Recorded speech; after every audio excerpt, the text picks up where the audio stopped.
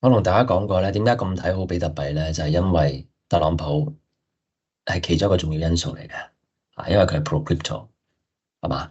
未上任之前已經講咗好多嘢㗎啦。舊年個 crypto 大會已經見到佢係講過承諾過，如果佢上任嘅話，將會對比特幣甚至係虛擬貨幣整個行業作出一個重大嘅變革啊！咁而家你見到有穩定幣啦，係嘛？Genius Act 呢啲咁樣嘅法案推出嚟，佢講得出就做得到嘅，大家就知道佢呢個係唔會食言嘅人嚟，所以你對佢有信心啊！佢就 pro crypto 非常之 pro crypto 嘅人，點解我咁睇好比特幣？其中原因就係因為咁樣啊！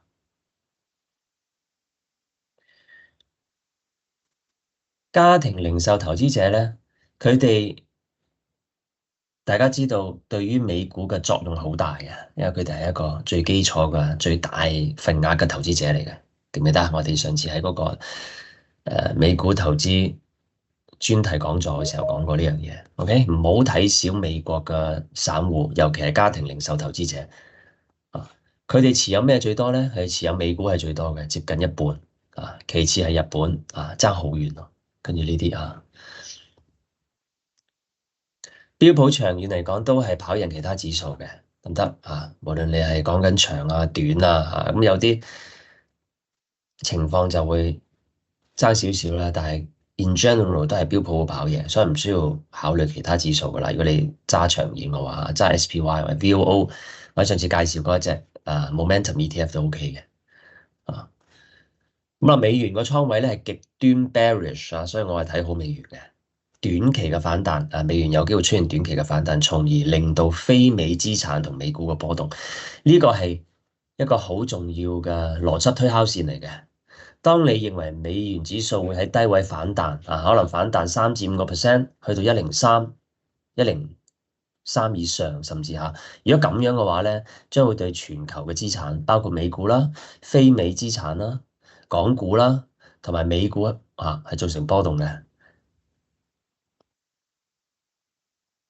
OK，即係你無論係睇嗰個情緒又好，你睇佢真正嘅倉位都好，係過去20年最 underweight 美元嘅咁極致嘅倉位咧，就令到我哋係都幾有信心，覺得美元會反彈啊，一個短期嘅反彈造就一個調整行情。OK，所以點解你話我禮拜五嘅時候同你哋講有啲擔心嗰個調整會差唔多要發生啦，就係因為美元。OK，呢個其中一個主軸當然有其他嘅因素，應該會再講。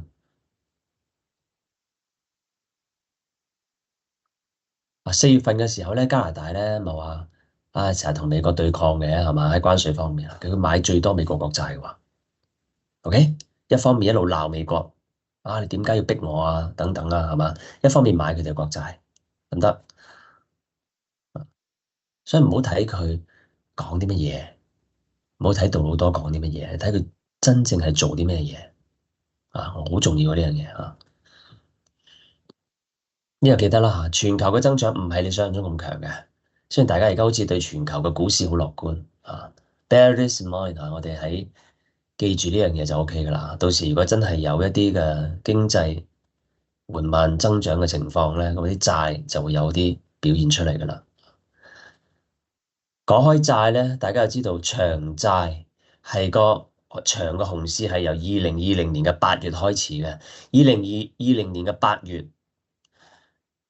佢個至今個 maximum drawdown 係17%，OK，係非常之離譜一個熊市嚟嘅，係一個咁長嘅5年嘅熊市，仲未結束嘅喎，end of drawdown 未知係幾時，得唔得所以咧唔建議作為長線投資，你可以做短線嘅炒賣冇問題但係你做啲期權策略乜都得因為你知個範嗰個區間喺邊度但係你唔好長揸長債作為一個長線投資，同 crypto 完全唔同比特幣嗰啲我哋可以做長線投資比特幣那些我們可以做長線投資，但是債券長債是不能做長線投資的，尤其是 TLT。OK，大家謹記這個剛剛我那個圖就是告訴大家，美股的美債的這個熊市還沒有結束這個熊市是從2020年8月到現在58個月，跌幅是17%。你相比這段時間的美股漲了多少，你就知道了不要买美債作為長線投資啊。如果你要選擇美債的話呢，你可以就是做這個啊短一點年期的一些債券，OK，比如說7年以下、5年以下都可以啊，就做那些債券，或者是你做那個投資級別的債券也可以啊，比如說谷歌發的債啊，還有其他那些大型科技股發的債也可以的，OK。好，FOMC 啱啱過去咗啦，我同大家講唔好嘥時間睇啦，預計咗都冇咩特別噶啦。誒一定唔會減息啦，唔會減息得嚟咧，又係講埋嗰啲嘢啦嚇，經濟 OK，通脹又係頑固啦，因為關稅啦，賴嗰個將個責任擺喺關稅嗰度啦，啊，官腔依舊啦，態度不變啦，依然都係唔減，依然都係話要睇數據，所以我都已經冇覺得係冇乜意思啊，睇呢樣嘢，嘥我時間，嘥我精力，我不如去休息或者係做其他嘢，係嘛？即係當你對美國嘅經濟數據有一定嘅了解嘅時候，你對美聯儲官員，尤其呢一屆。啊，佢哋嗰個作為之下咧，你根本上唔需要嘥時間去分析 FOMC。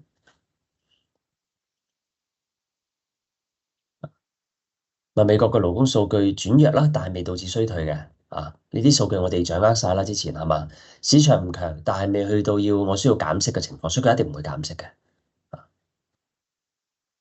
Initial job claim 上次講過啦，啊，呢個唔詳細講啦，講過嗰啲我就嗱一嗱，有咩特別我就唔詳細講，再講噶啦，啊。密芝根大學嘅消費者調查、情緒調查係急劇反彈嘅，你講過啦，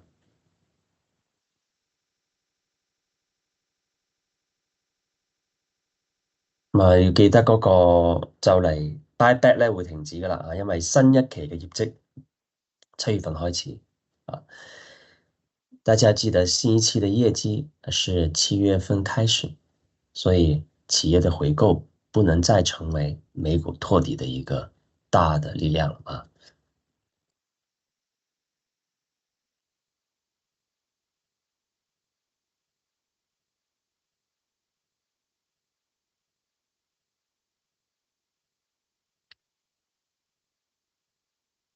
OK，呢啲講過晒噶啦啊。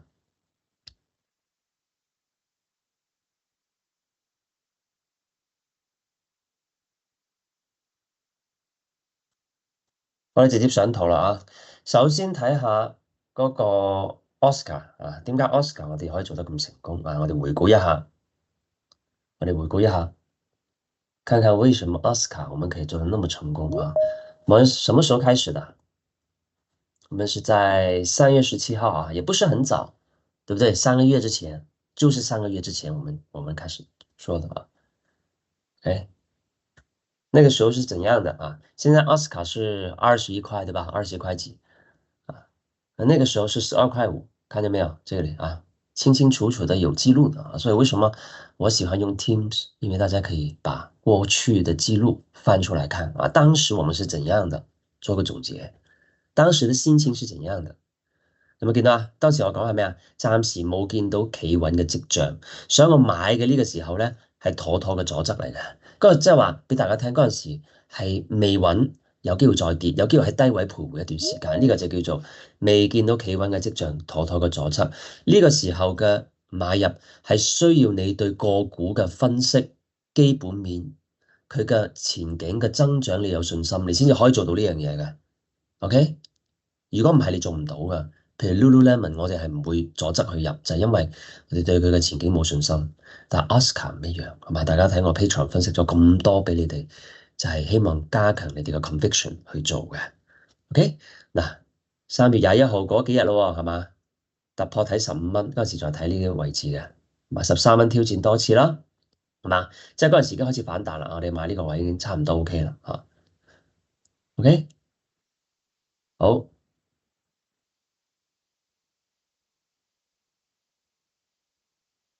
跟住點啊？跟住4月份咯喎，係嘛？4月份咯喎，公佈一次業績記唔記得？Oscar 公佈咗一次業績嘅，5月7號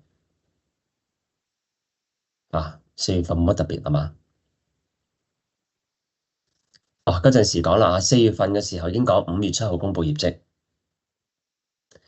今年有機會扭虧為盈。技術上，本輪回調好溫和，繼續向下楔形運行，操作策略不變。有冇見到啊？一路叫大家係唔需要擔心，俾你哋一個派你定心丸，話俾你聽咧，5月7號嘅業績應該有機會扭虧嘅，扭虧將會係一個好好嘅機會去升噶啦，係嘛？真係公布啦，點樣啊？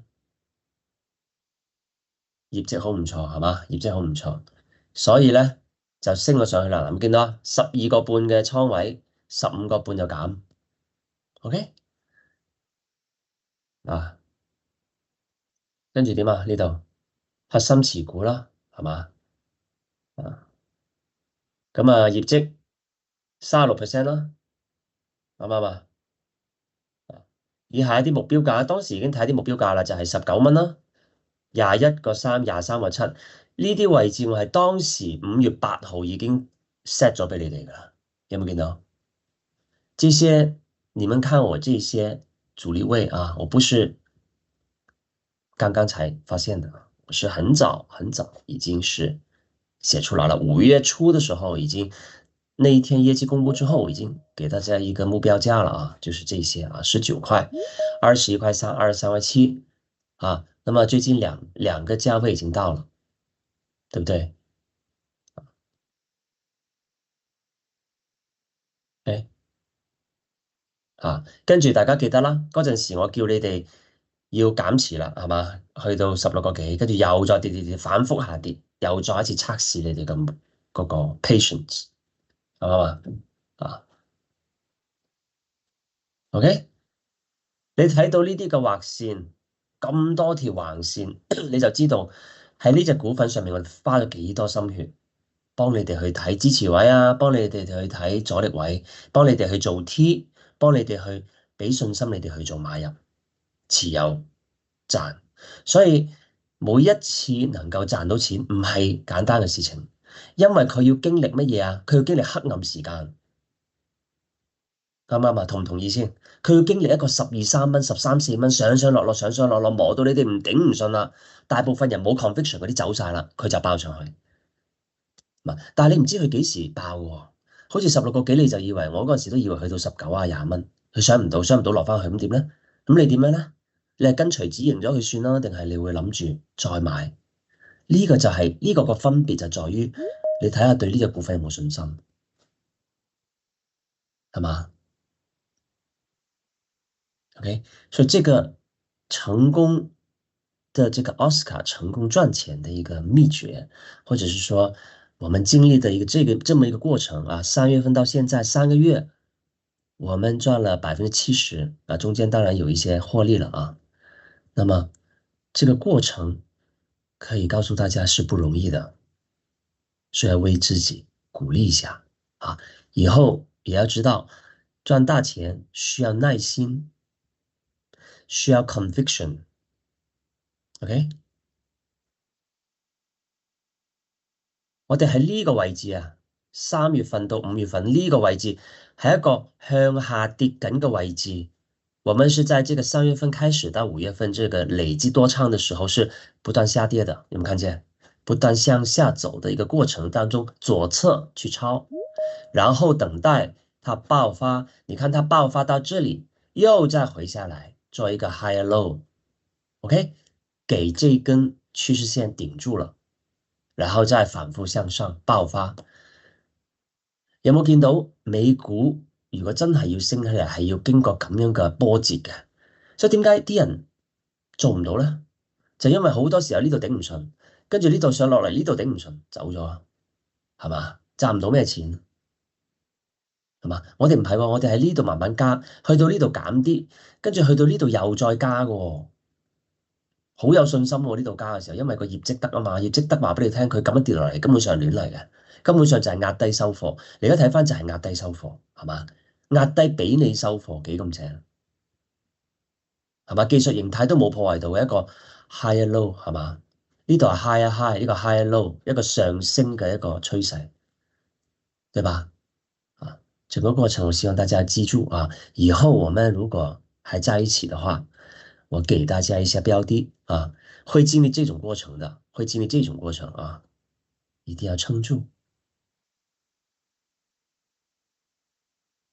啊！我們在這裏加倉啦。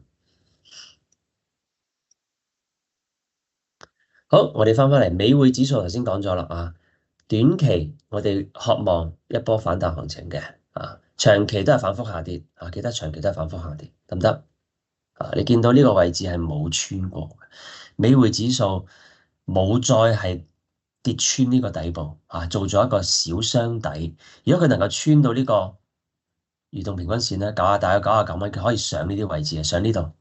起碼上呢度101，咁呢個幅度已經能夠令到美股有一個溫和嘅調整㗎啦。OK，咁如果你睇非美市場咧，我哋相互認證，非美市場其實都係有一個咁樣嘅跡象嘅。OK，非美市場你見到係一個做咗個 top 㗎啦，穿咗短期均線，短期均線向下耷頭，呢啲就係一個技術上面做頂嘅形態嚟嘅。OK，所以我哋好多時候要相互認證好多嘢㗎。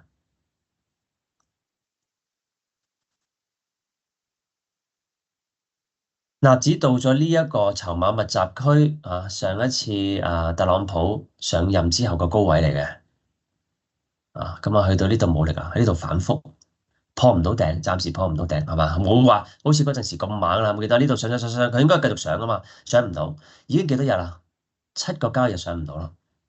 OK，所以嚟緊呢個禮拜有機會點咧？有機會係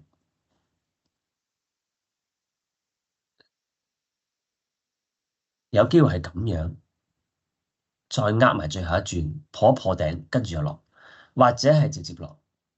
或者喺呢度橫盤之後落，我覺得點都要落㗎啦。啊，佢可以破頂先落，得唔得啊？做咗個連結，靚仔連結之後再落都唔定。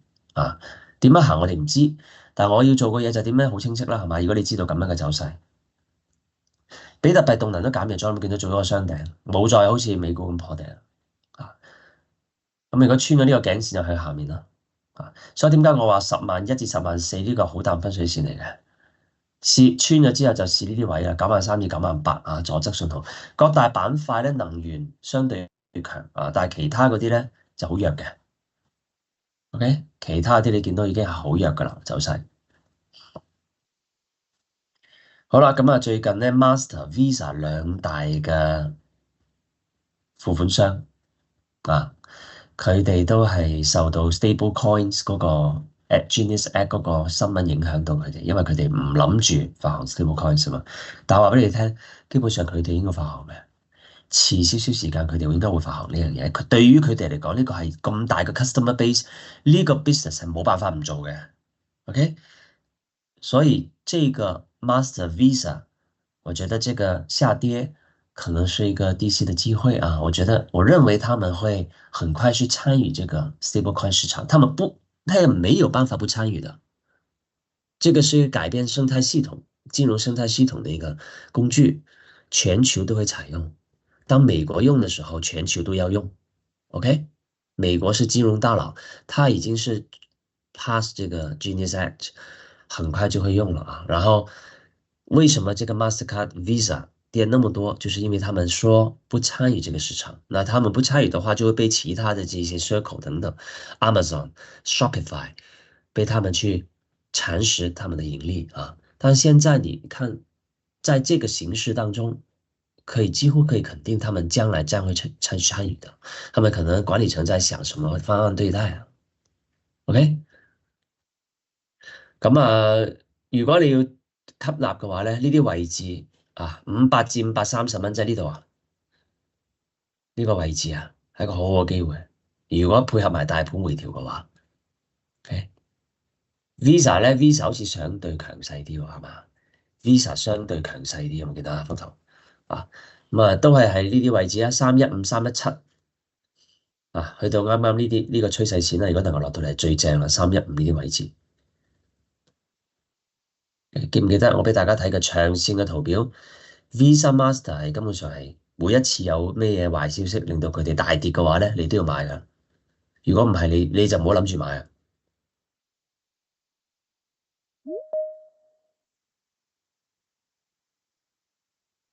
ASDS 人做得好唔錯啦，係嘛？咁啊，恭喜晒 ASDS 嘅股東啦，啊，咁如果回落嘅話，就係30至37蚊啦。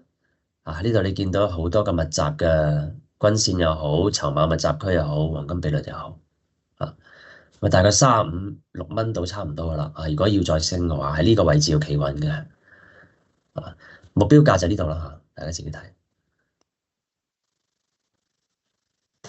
簡單，三係阻力，OK，跌穿311就去300，較弱嘅支持，290較強嘅支持，好清晰嘅。Tesla 嘅技術指標、技術走勢非常之清晰，冇任何懸念，得唔得啊？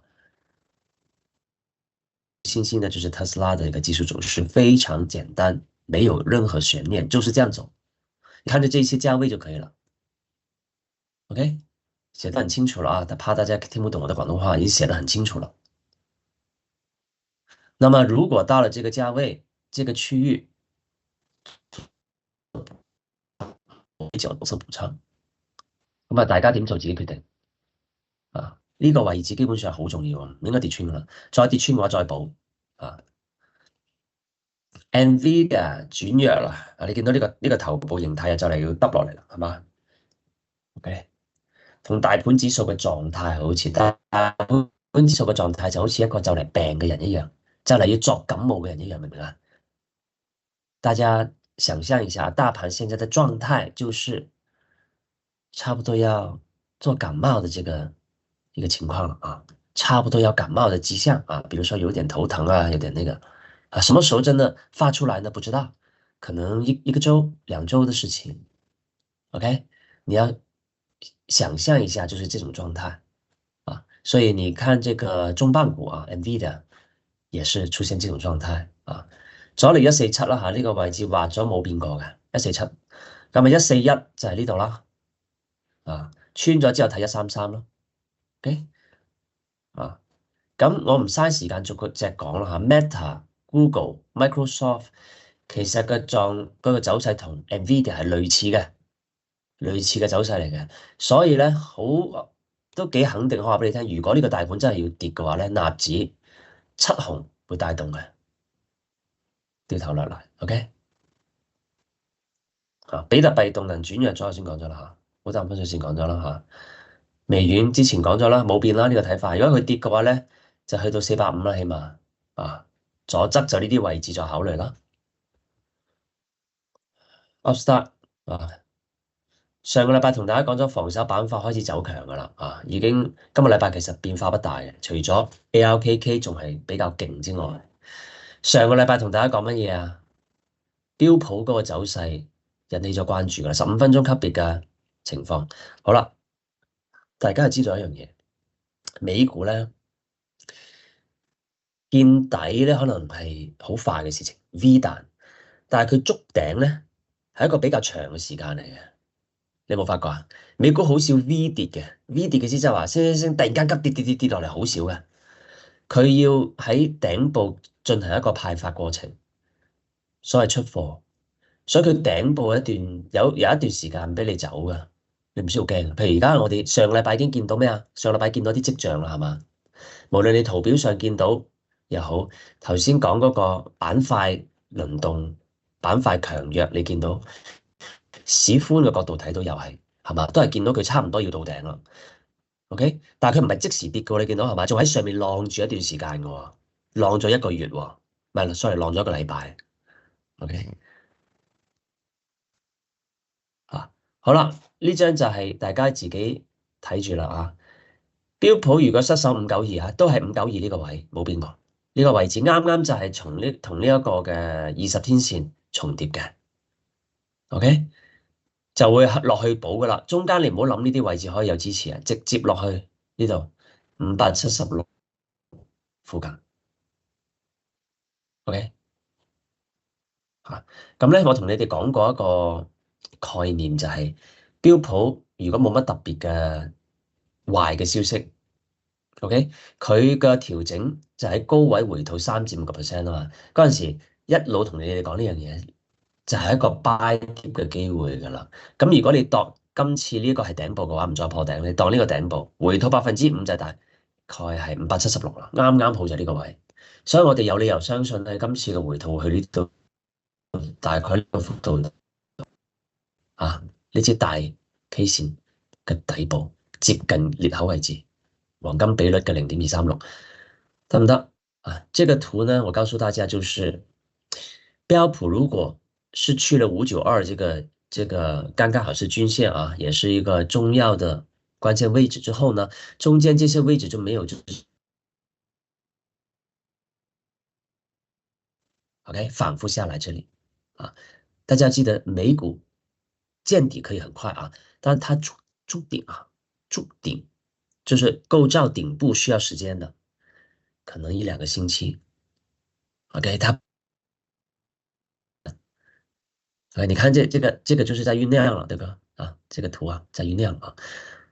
OK，然後我告訴大家，之前一直告訴大家，就是什麼時候可以買美股，就是它的指數從高位回吐3到5個百分點，可以開始 buy dip 了啊，就是大概是576這個位置，剛剛好就是這個位置啊。當然下來多一點是更好了，這個位置是最爽了。OK，所以這裡可以分批了，明白了吧？清唔清楚？啊，呢個位置預判一下先，我哋啊 ，QQ 都係嘅 ，QQ 如果失守咗520，記唔記得？我愛你520，很容易記得這個位置。如果失守的話，5%就大概是這裡了啊。這個測試一下505到510這個位置啊。當然下來這裡就最好了。OK。好，咁啊呢個係期權引伸波幅計算出嚟嘅一個 weekly expected，唔需要解釋啦，係嘛？清楚啦。咁你睇下 Tesla 咧收322啦嚇，波幅係$24啦，咁佢就係346，OK， 最高346，最低298，近我哋頭先講嘅300蚊支持，呢個卡乜340零蚊，OK，佢如果極致嘅話去到387，都係破一破你上次360幾個位嘅，話最低可以跌到274，又係上一次嗰個馬斯克特朗普嗰個位置，記唔記得？嗰個低位，所以呢啲期權計價咧唔係亂嚟㗎，期權計價就係一啲參與期權嘅人，大部分都係專業投資者，加埋啲專業散戶，佢哋係用期權嚟定價嘅一個工具嚟嘅，佢哋咁樣計就話俾你聽，佢哋係咁樣預算。OK，咁你可以作為參考去睇一睇啦。啊，你自己關心嘅標的喺呢度㗎啦。咁啊，12蚊左右嘅波幅唔係特別大，亦都唔算細啊。平時係10左右㗎嘛。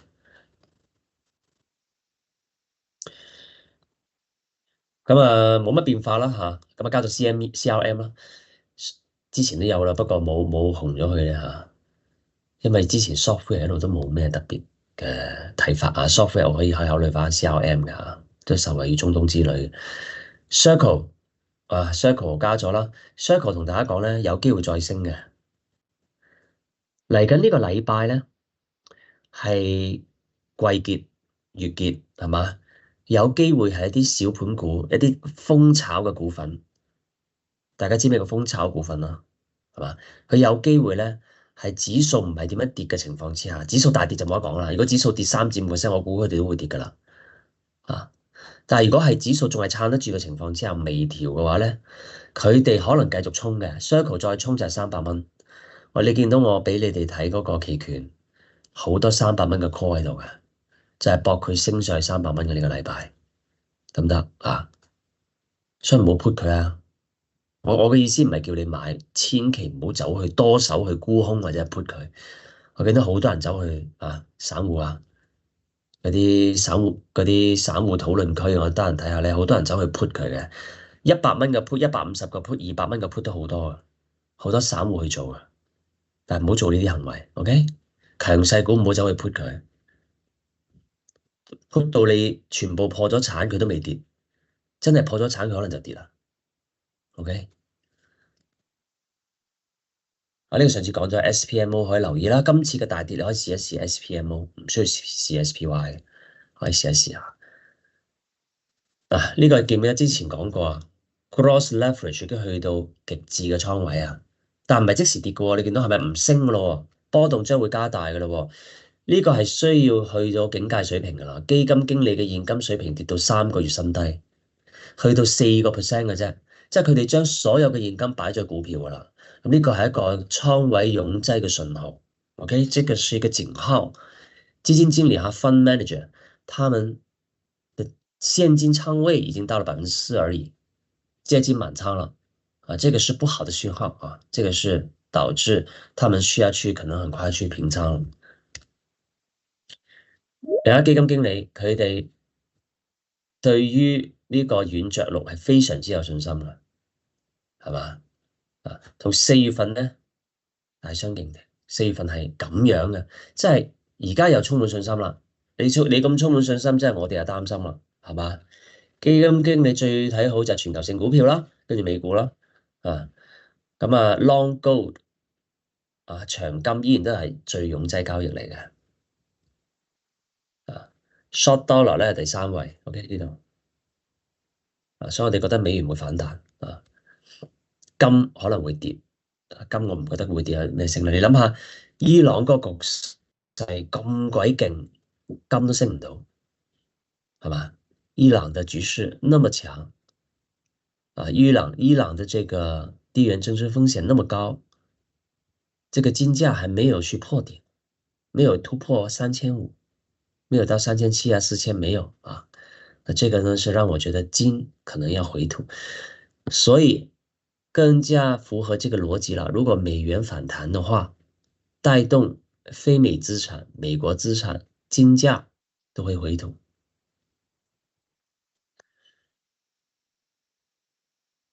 咁啊，對沖基金積極買入公用板塊。OK，近5年嚟最高啊，大家可以關注下 utilities XLU 啊，睇一睇啦。OK，呢啲都係話俾我哋聽，即係比較危險啦。啊，美國投資者個股票比例創新高啊。好啦，我哋睇睇市寬咧。如果你睇一個大圖，你唔好睇最近呢啲升升跌跌呢啲，你睇一個大嘅趨勢，係咪呢度見咗頂啊？5月19號見頂啊！你會發覺咧，當美股市寬、標普市寬見頂之後咧，美股嘅指數係通常都唔會升太多噶啦，佢可能會繼續升少少，但係你睇下5月19號見咗頂，但係個指數唔係19號見頂啊嘛，6月份見頂啊嘛，明唔明我意思啊？但係你見到佢係咪破晒，完全離晒譜？又唔係嘅。如果係嘅話，就係一個頂背馳噶啦，佢又唔係喎，係嘛？咁咪回落，你見到個趨勢都係回落緊嘅個市寬嚇。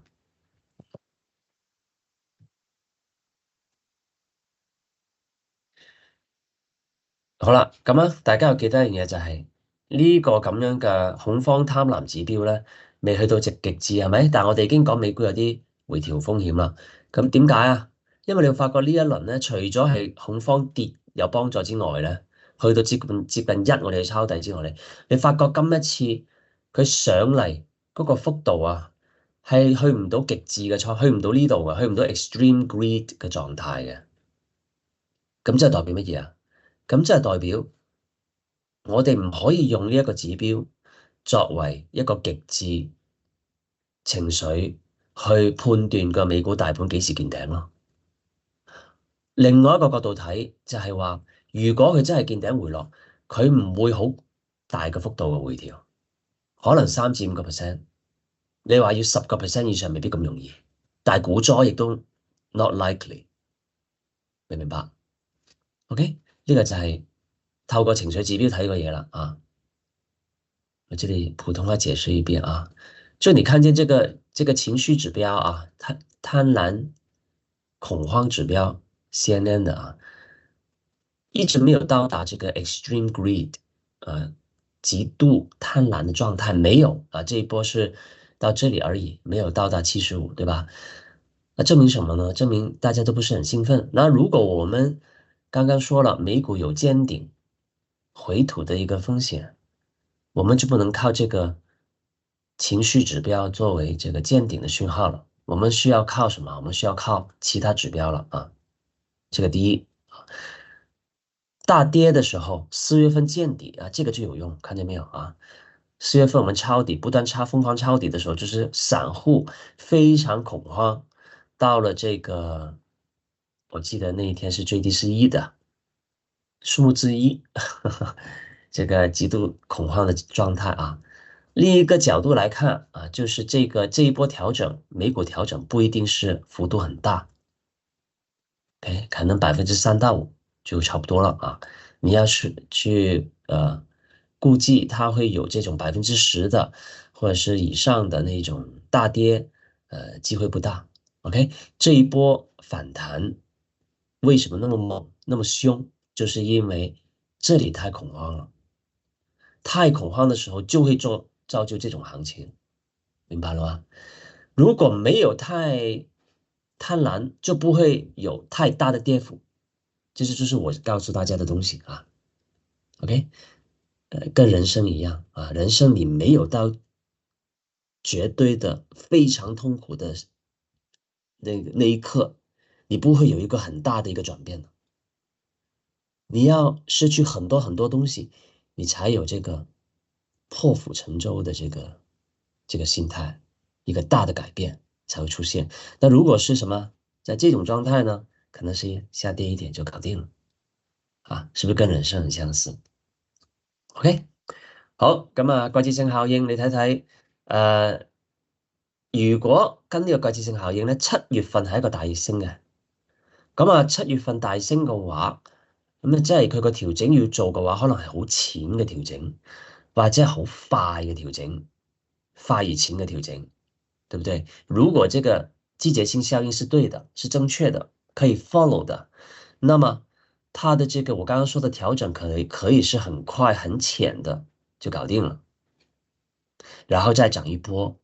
漲完一波之後呢，8月份再來一波調整，這個就深了。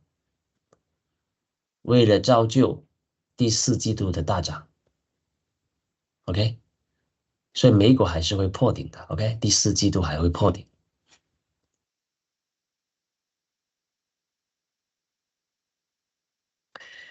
恒指好快講講啊，咁啊市況急跌。上次講過乜嘢啊？上次講過佢呢個反彈最多去到24,600左右啊，咁今次就係24,400係嘛？最高呢個24,400就落嚟，可能就已經見到頂噶啦，跟住就反覆回落噶啦。OK，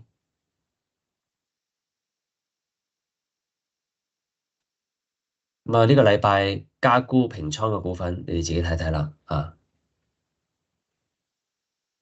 目標價24,700到咗啦啊，呢度已經可能到咗啦，24,400最高啊。咁啊，如果係呢個22,700咧，就係一個重要嘅位置嚟嘅啊，呢個重要位置啊。短線阻力就係呢一個均線8同20匯聚23,700啊。咁呢個 CCASS 啊，好，今日嘅分享嚟到呢度啊，記得啦，每一次嘅調整都係一個吸納嘅機會啊啊，靈活啲睇一睇到時嗰個市況變化係點樣啊。美股每一次都係需要 climb the wall of worry，無論你係大盤或者係個股，你都要做到呢樣嘢。頭先我哋睇到嗰個嘅 Oscar 係嘛，需要經歷啊，需要經歷一段時間嘅。你而家經歷咗啦3個月，咁我哋就可以贏錢啦啊！經歷唔到你就贏唔到錢噶啦。OK，Derek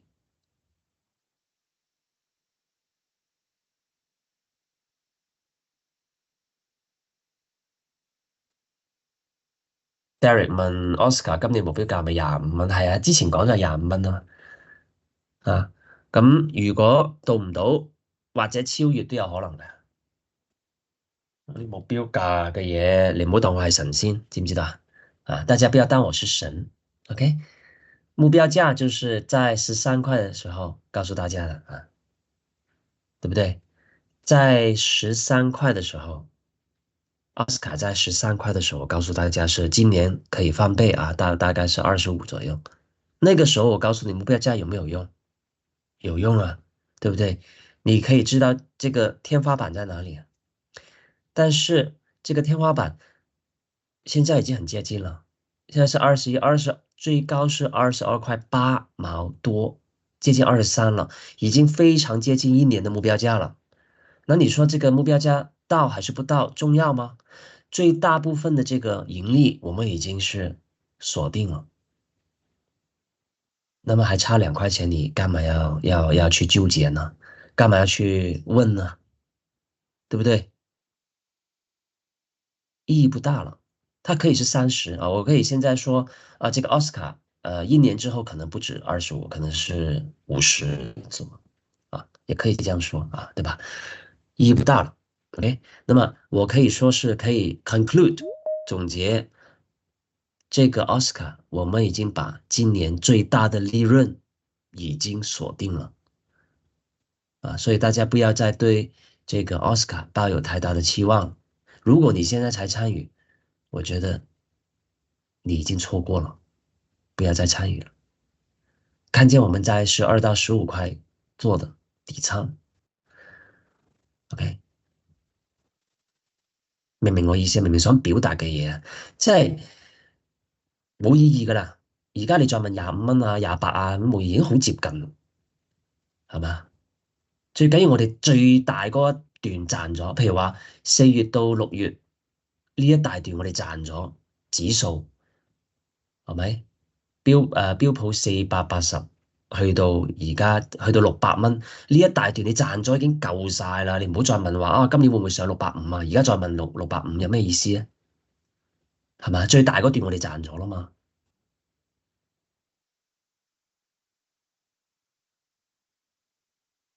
好，還有什麼其他問題嗎？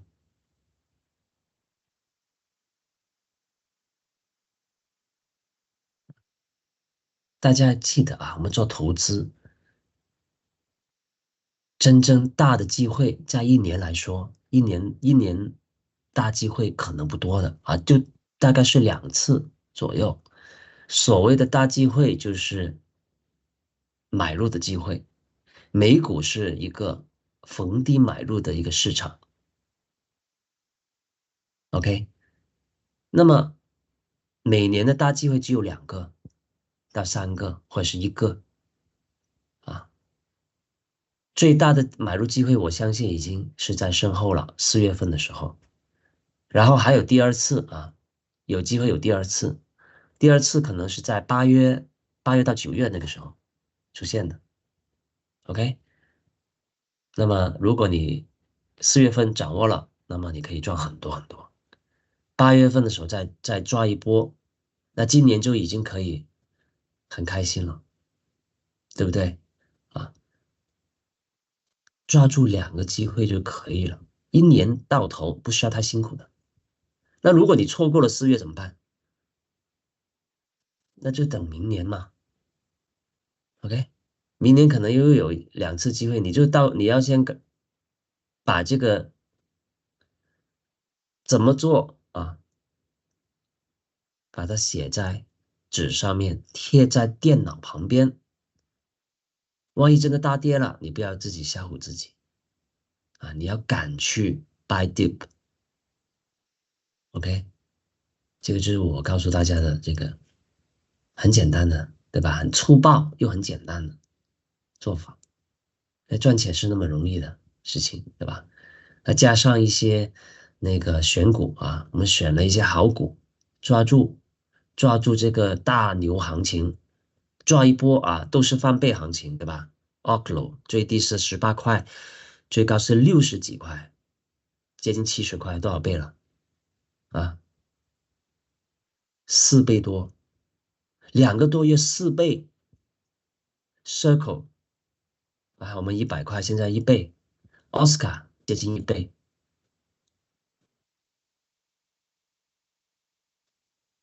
還想怎樣呢？啊，All right，還有什麼問題？有冇問題？